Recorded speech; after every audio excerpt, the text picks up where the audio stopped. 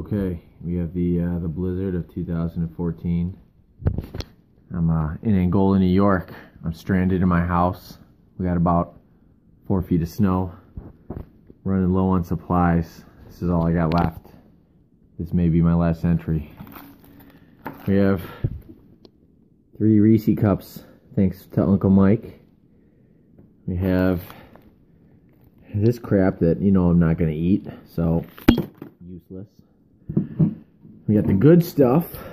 2 Jenny Cream Ale tall boys left. We're going down together, boys.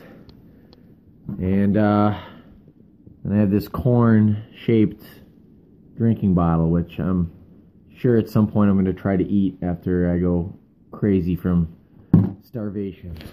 I just want to say I love you all, except for Mick.